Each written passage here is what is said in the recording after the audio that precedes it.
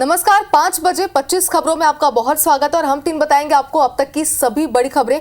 और बुलेटिन की शुरुआत करेंगे 2 बड़ी खबरों के साथ। जबलपुर में एक युवती से पड़ोसी युवक ने दुष्कर्म कर दिया और इसके बाद पीड़िता ने जहर खा लिया, जिसके बाद उसे अस्पताल में भर्ती कराया गया, जहां उसने दम तोड़ दिया। आपको बता दें कि मामले को लेकर पुलिस ने आरोपी को गिरफ्तार भी कर लिया, यानी कि बड़ा एक्शन यहाँ पर लिया गया है। वहीं सतना की अगर बात करें तो सतना के पास यूपी के चित्रकूट में एक नर्स के हाथ पैर बांधकर आरोपियों ने गैंगरेप किया और रेलवे ट्रैक के पास फेंक दिया। मौके पर पहुंचे रेलवे के कर्मचारी ने युवती के हाथ पैर खोले और अस्पताल में भर्ती कराया। युवती की हालत गंभीर है। युवती को प्रयागराज के अस्पताल के लिए रेफर कर दिया गया है। तो 2 तस्वीरें आपको दिखा रहे हैं। पहली तस्वीर जबलपुर की और दोनों ही जगहों से मानवता को शर्मसार करने वाली खबर सामने। हालांकि अगर जबलपुर की बात करें तो यहां पर एक्शन लिया गया है, आरोपी को गिरफ्तार कर लिया गया। वहीं दूसरी तस्वीर जहां पर इस घिनौनी वारदात को अंजाम दिया गया और मामले की जांच अभी जारी है। अगली खबर ग्वालियर से है। दुष्कर्म का आरोपी पकड़ा गया है। आरोपी छात्र जय सिंह को पुलिस ने गिरफ्तार कर लिया है। आरोपी की सहयोगी छात्रा की भी तलाश की जा रही है। अब देखिए, दुष्कर्म का मामला है और साथ किसने दिया? एक लड़की ने दिया साथ। इससे बड़ी दुर्भाग्यजनक बात क्या होगी? आरोपी ने कॉलेज की पार्किंग में रेप किया, छात्रा को नशा कराने के बाद दुष्कर्म किया। एमडी बहुत बेहतरीन कॉलेज है, वहां पर यह हुआ है। छात्रा के साथ दुष्कर्म हुआ है और एक दूसरी छात्रा ने साथ दिया है। महाराजपुरा थाना पुलिस ने कड़ी कार्रवाई की है। यूनिवर्सिटी की छात्रा द्वारा जो दुष्कर्म का अपराध पंजीबद्ध कराया गया था, प्रकरण की गंभीरता को देखते हुए वरिष्ठ अधिकारियों के नेतृत्व में प्रकरण की विवेचना की गई। जो आरोपी था उसको हिरासत में लेकर पूछताछ की गई और उसकी गिरफ्तारी की गई। इस संबंध में साक्ष्य एकत्रित किए जा रहा है।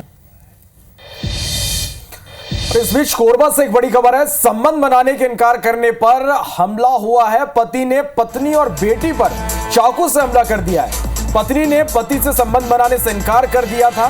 इसके बाद आरोपी पति ने न केवल चाकू से हमला किया बल्कि घर में भी आग लगा दी। घायल पत्नी और बेटी का मेडिकल कॉलेज में इलाज जारी है। आरोपी पति की तलाश में पुलिस जुटी हुई है।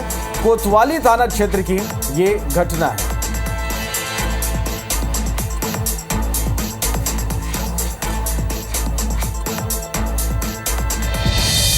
और अब ग्वालियर से आपको बड़ी खबर दिखा दें। यहाँ छात्रों के 2 गुटों में विवाद हुआ है। जमकर लात घूसे चले, बेल्ट भी चलाए गए हैं। कोचिंग में किसी बात को लेकर इनके बीच विवाद हुआ था। विवाद इतना ज्यादा बढ़ गया कि मारपीट की नौबत आ गई। एक वीडियो भी सामने है जिस वक्त हम आपको टीवी स्क्रीन पर दिखा रहे हैं। गोविंदपुरी सिल्वर स्टेज के पास की घटना है। विश्वविद्यालय थाना क्षेत्र का ये पूरा मामला बताया जा रहा है। तो जो तस्वीर आप देख पा रहे हैं, छात्रों के 2 गुट हैं यहाँ पर जो इस तरीके से मारपीट कर रहे हैं। हालांकि किस बात को लेकर इनके बीच विवाद हुआ था, फिलहाल ये जानकारी सामने नहीं आई है।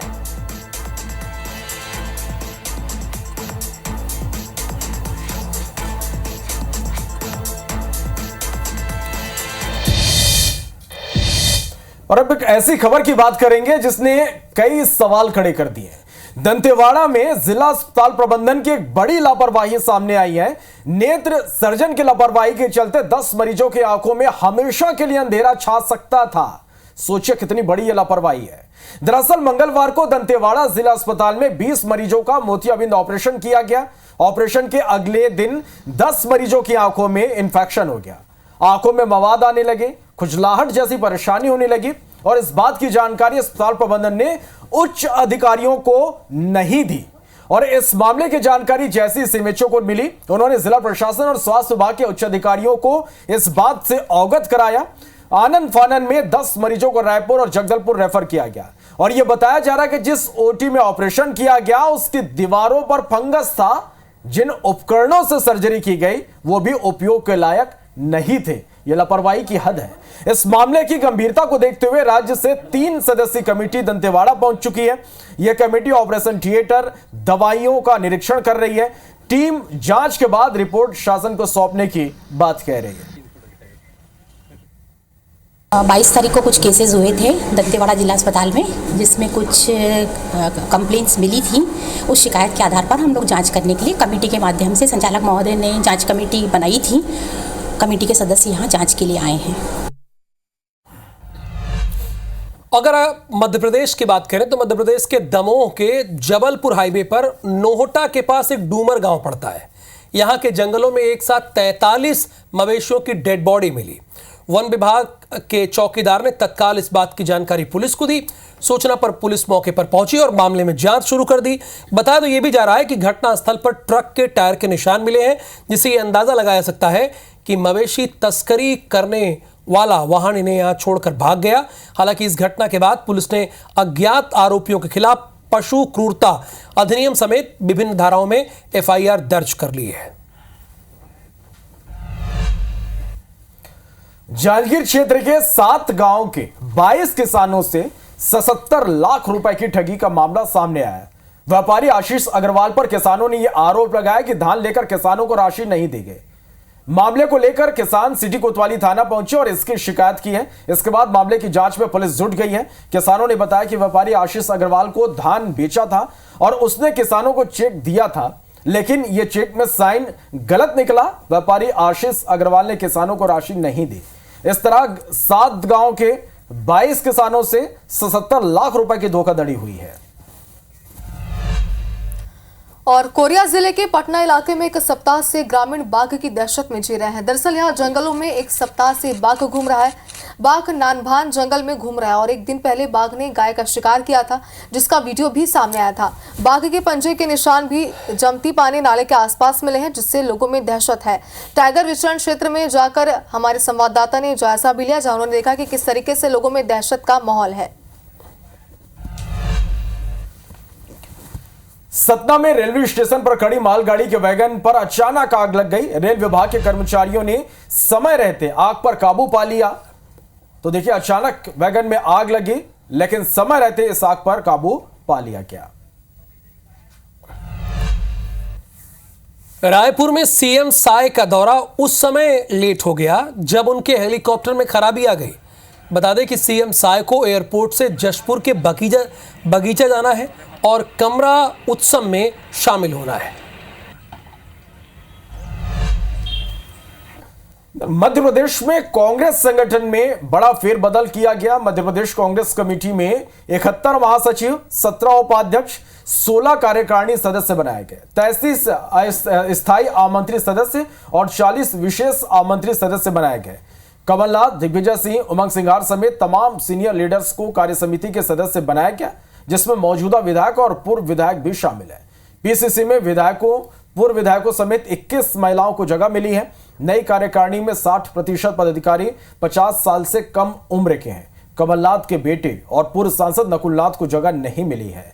दलित, आदिवासी के साथ ही अल्पसंख्यक नेताओं को भी जगह मिली है। नई कमेटी के ऐलान पर पीसीसी चीफ जीतू पटवारी ने कहा कि हर कार्यकर्ता और हर नेता को पार्टी के लिए काम करने का मन है। इसमें जाति, क्षेत्रीय और उम्र के संतुलन का ध्यान रखा गया। साथ ही उन्होंने कहा कि जो बेस्ट हो सकता था वो करने की कोशिश हुई है। कमेटी के ऐलान के बाद कांग्रेस के प्रदेश प्रवक्ता रवि सक्सेना ने पीसीसी चीफ पर हमला बोला।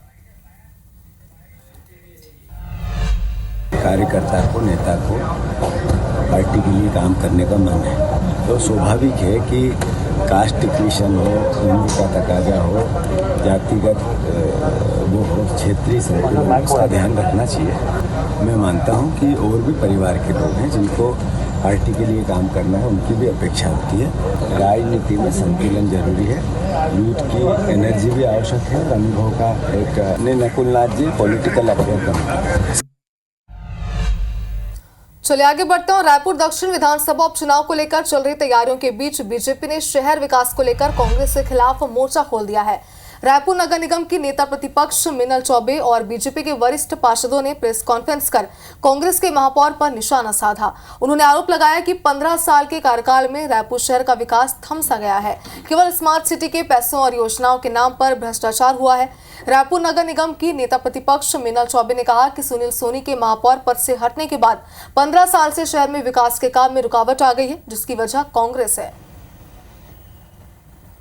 15 साल से हमारे शहर में विकास है वो लगभग रुक सा गया है। जब से सुनील सोनी जी जो महापौर थे तब जो विकास कार्य हुए हैं, उसके बाद उन विकास कार्यों का मेंटेनेंस जो होना है वो भी कांग्रेस की सरकार है वो नहीं कर पाई है। तीनों 15 साल से रायपुर शहर है वो पूरे खस्ताहाल परिवर्तित हो गया है। खस्ताहाल शहर में कांग्रेस की शासन प्रदेश में भूपेश बघेल की मुख्यमंत्री के तौर पर रही और स्वयं एजेंटेबल रहे तो उनको क्या मिला?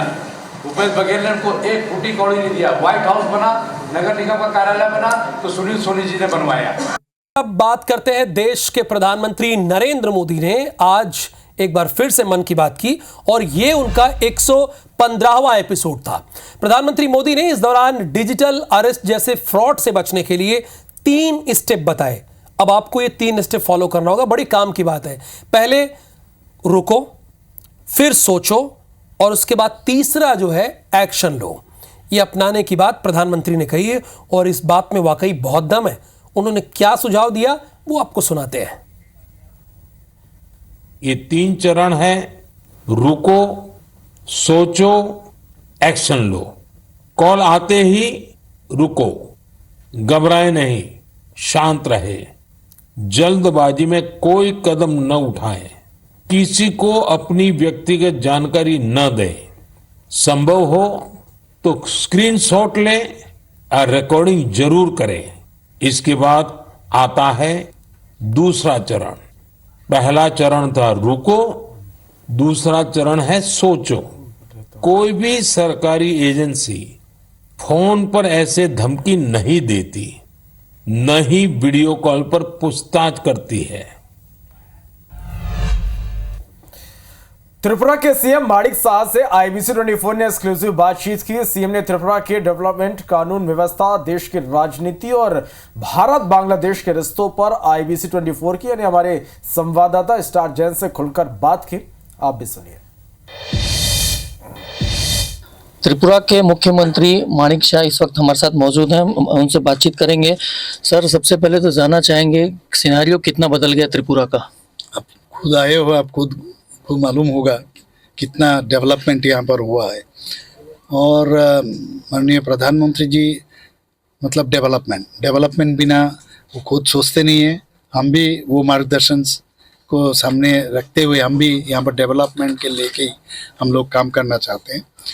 और ख़ास करके त्रिपुरा में पहले 35 साल यहाँ पर कम्युनिस्ट था यहाँ पर, और बीच में 5 साल ये कांग्रेस का भी गठबंधन का एक सरकार था।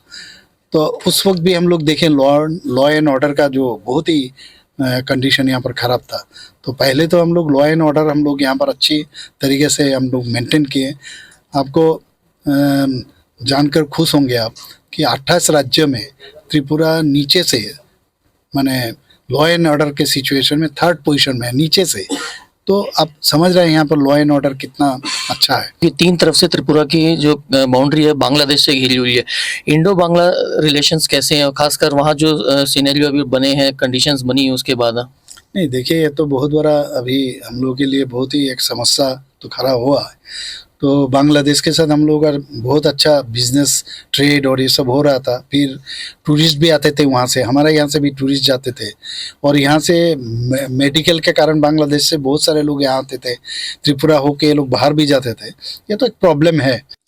त्रिपुरा के मुख्यमंत्री माणिक शाह से हमने बातचीत की और साफ उनका कहना है कि एक विजन को लेकर वो काम कर रहे हैं। जनता ने दोबारा उनको मौका दिया है त्रिपुरा की, और उन्हें पूरा विश्वास है कि आने वाले समय में जिस तेजी से त्रिपुरा का डेवलपमेंट अभी हो रहा है, आने वाले समय में इससे भी ज़्यादा तेजी से त्रिपुरा का डेवलपमेंट होगा। और यहाँ पर जिस तरीके से लॉ एंड ऑर्डर और शांति की व्यवस्था अभी कायम की गई है, लोगों को आगे एक विकास की नई दिशा यहाँ पर देखने को मिलेगी। यहाँ त्रिपुरा से IBC 24 के लिए मैं स्टार जैन।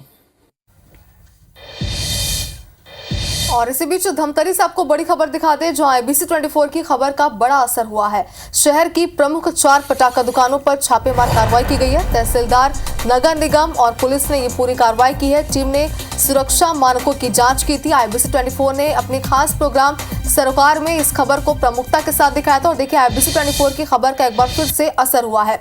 और सरोकार जो कि हमारा ऐसा प्रोग्राम है जिसको दर्शक पसंद भी करते हैं, जनता से जुड़ी तमाम जो उनकी समस्याएं हैं, तमाम जो प्रमुख मुद्दे हैं, उनको इसमें प्रमुखता से दिखाया जाता है। और एक बार फिर से हमारे इस खास प्रोग्राम का असर हुआ है। तहसीलदार, नगर निगम और पुलिस ने पूरी कार्रवाई की है और टीम ने सुरक्षा मानकों की जांच यहाँ पर की है। और एक बार फिर से आपको जानकारी दे दें कि इन जगहों पर पटाखों को इससे जुड़ी हुई कई अहम और प्रमुख खबरें IBC 24 ने दिखाई थी। फेमिना मिस इंडिया 2024 का खिताब जीतने के बाद निकिता पोरवाल रविवार को उज्जैन पहुंची, जहां उनका जोरदार स्वागत हुआ।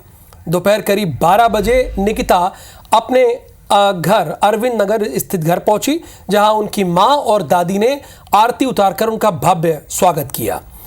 फूलों की वर्षा हुई, आतिशबाजी हुई, वहीं छोटी बच्चियों ने स्वागत डांस प्रस्तुत किया, स्वागत डांस किया। बता दें कि निकिता की एक झलक पाने के लिए उनके घर के बाहर सुबह से ही उनके प्रशंसकों की भारी भीड़ लगी रही। इस दौरान निकिता ने सभी को हाथ हिलाकर अभिवादन किया और कहा कि जय श्री महाकाल। उज्जैन पहुंच जाइए या देश के किसी कोने में होइए और आप जय श्री महाकाल कहिए, उसका एक अलग महत्व है। आपको ये बता दें कि इससे पहले निकिता को इंदौर पर मंत्री तुलसी सिलावट ने रिसीव किया था, उनका स्वागत किया था।